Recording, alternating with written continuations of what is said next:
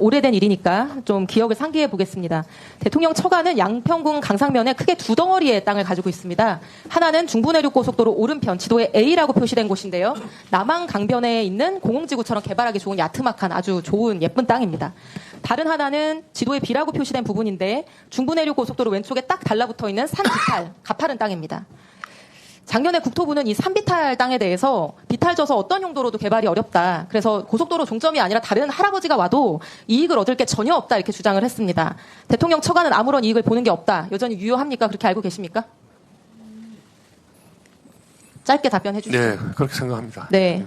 저도 당시에 국토부의 말을 듣고 이 산비탈 땅이 개발이 어렵겠다 이렇게 생각을 해서 예쁜 땅만 놓고 계속 질문을 했었습니다. 아파트나 호텔이 들어선다고 하면은 교통 호재로 인해서 가치 상승이 클 수 있으니까요. 근데 제가 당시에 놓친 게 있었습니다. 국토부가 얘기해 주지 않은 것. 바로 이 고속도로 종점이 한 번 변경된 것이 아니라 두 번 변경됐다는 점이었습니다. 슬라이드 보여주시면 용역사는 용역을 수주하자마자 곧장 변경 노선을 그리는데 준비 파일 8가지 버전에서부터 착수보고의 보고자료까지 모두 종점은 남양평 IC에 붙이는 걸로 되어 있었습니다. 장관님, 최종 공개된 대안 노선 종점이 남양평 IC 아니죠? 네, 아닌 걸로 알고 있습니다. 네, 보여주시죠, 슬라이드. 근데 착수보고 28일 후에 갑자기 종점이 한 번 더 바뀝니다. 남양평 IC보다 한 1.3km 위에 있는 새로운 지점입니다. 대안 1이라고 되어 있는 파란색 노선인데요. 이게 최종적으로 발표된 대안입니다. 이 대안의 종점 부분 확대해서 보겠습니다. 다음 슬라이드. 종점의 램프 부분이 정확하게 대통령 처가 소유의 산비탈 땅과 겹치게 되어 있습니다.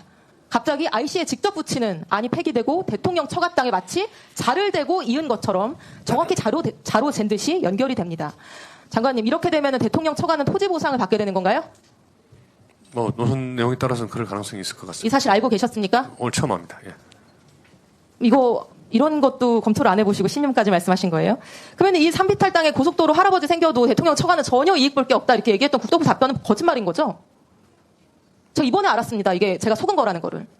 이게 설마 대통령 장모랑 그 천안 되시는 분들 이런 토지 보상금까지 노리고 움직였을까 이렇게 의구심이 드실 수 있을 거라고 생각을 합니다. 제가 합리적 정황을 알려드리겠습니다. 다음 슬라이드.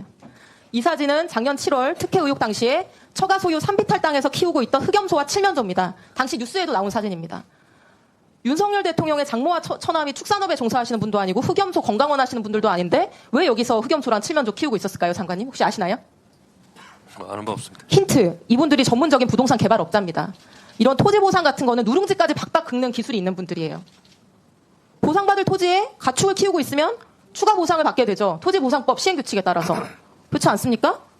제가 이게 합리적인 의심이라고 얘기하는 이유는요. 다른 사람이 아니라 김건희 여사 가족분들은 능히 이렇게 하실 수 있는 능력과 의지가 있는 분들이기 때문입니다. 전 국민이 다 알고 있듯이 양평 공공지구 개발 부담금 줄여보려고 지금 재판받고 계신 분들이고요.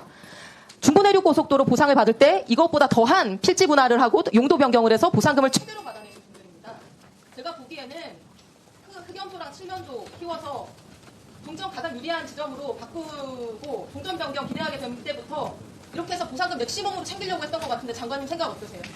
그 생각을 제가 알 수가 없으니까 그 질문에 대해서는 답변을 드릴 수가 없고요. 제가